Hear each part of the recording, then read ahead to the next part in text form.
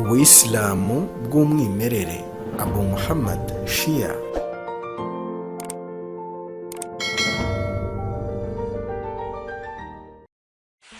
The event of Ghadir in the narrations of Sunni scholars. Ibn Athir. The Prophet was returning from the farewell pilgrimage when he reached Ju'fa with more than 100,000 companions. It was a place called Khum, where the route separated the caravans of Medina, Syria and Egypt. Sa'ad bin Abi Waqqas. The Prophet waited for those who had fallen behind to arrive, and for those who had walked ahead to return. There were 5 big thorny trees nearby. The Prophet said that no one should sit under big trees. Ibn Maghazali. The weather was hot and scorching. People wore a part of their robes on their heads and put a part of it under their feet so that their feet would not burn. Ibn Hajar al-Asqalani.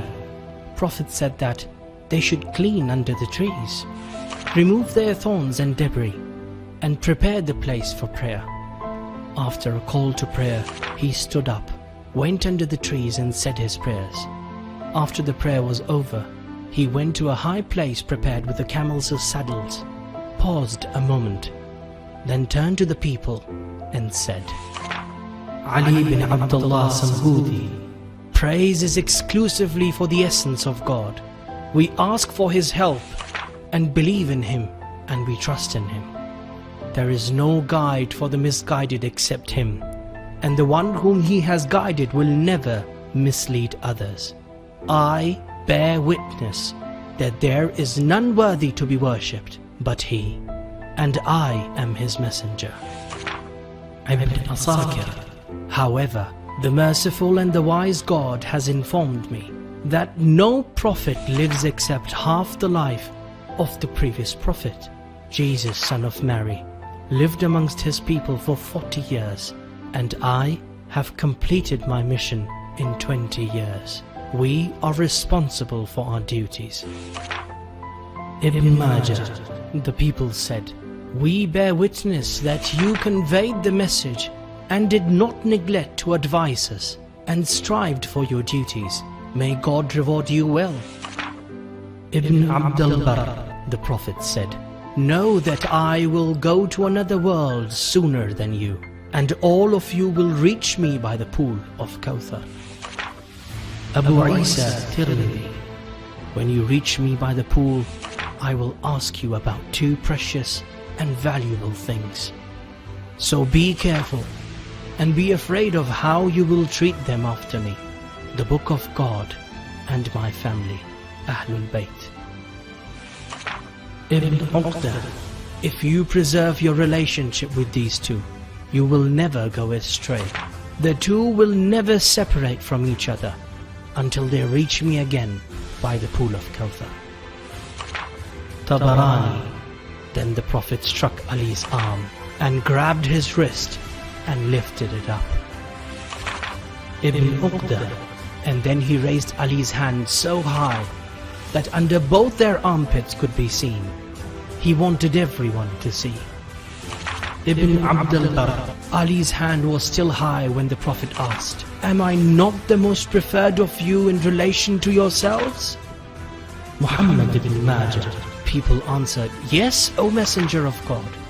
The Prophet repeated his question several times, and the companions repeated the same answer and said that, you have priority over us in relation to ourselves. Ahmad bin Hanbal. As the Prophet had Ali's hand in his hand, he said, whoever I am his master, this Ali is also his master.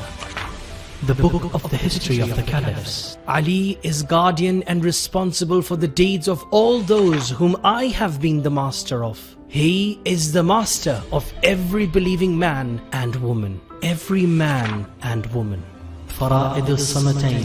O God, help him and through him help the Muslims. O God, make him subject to your mercy and compassion.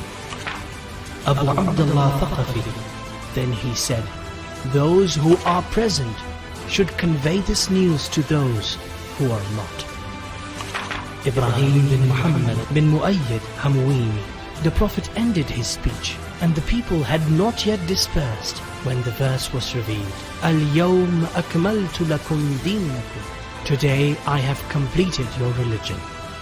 Khatib Baghdadi, the Prophet said, Allahu Akbar, Allahu Akbar, on completion of the religion and completion of the blessings and making God happy with my mission and the guardianship of Ali. Sayyid Mahmud Alusi. People in groups congratulated Ali, and Umar ibn al-Khattab said to Ali, Blessed are you that today you are guardian of every believer.